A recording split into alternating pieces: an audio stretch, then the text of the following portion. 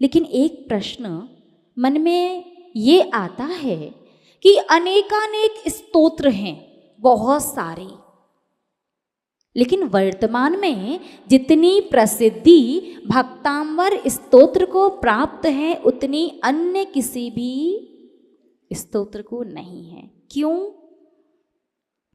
इसके दो रीजन हैं। पहला, भक्तांबर स्तोत्र के अंदर 48 काव्यों में वर्तमान जो परिस्थितियां संसारी प्राणी के जीवन में घटित हो रही हैं उन्हीं का वर्णन किया गया है।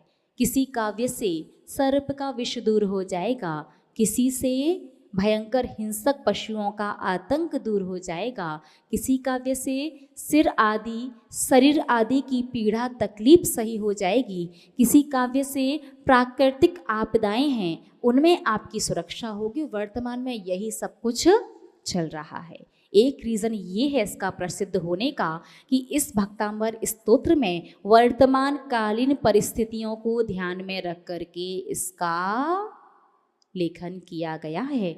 दूसरी बात, ये पूरे जैन जगत का एकमात्र ऐसा स्तोत्र है जिसमें पूरे 48 के 48 काव्यों में कहीं भी कोई भी किसी भी चीज की कामना नहीं की गई, कोई आकांक्षा नहीं की, कोई इच्छा नहीं की कि भगवान हम आपकी भक्ति कर रहे हैं, हम भक्तांबर जी पढ़ रहे हैं तो हमें ये चीज मिल जाए। क्यों?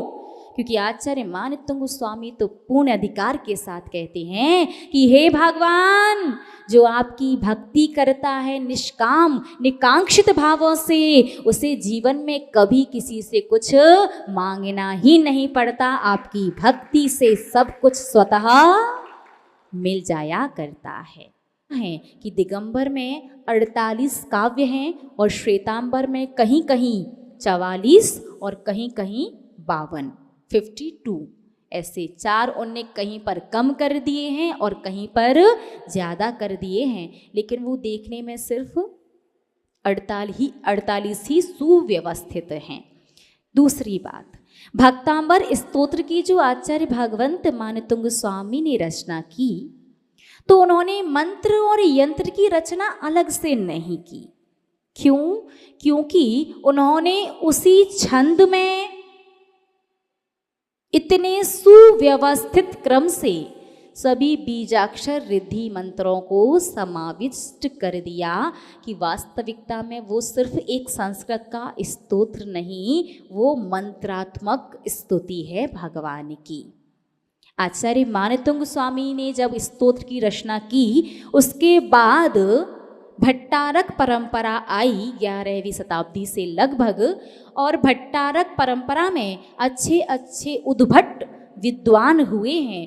नाम तो स्पष्ट नहीं मिला है, लेकिन कहीं किन्हीं भट्टारक जी ने उन छंदों को मंत्र व्याकरण के माध्यम से समझते हुए बिल्कुल सही सही 48 यंत्र और रिद्धि मंत्र निष्पन्न किए हैं।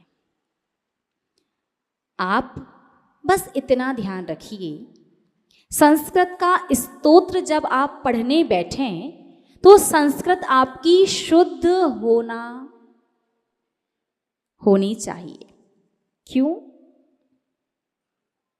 अशुद्ध हो गई तो बड़ा मामला गड़बड़ हो जाएगा।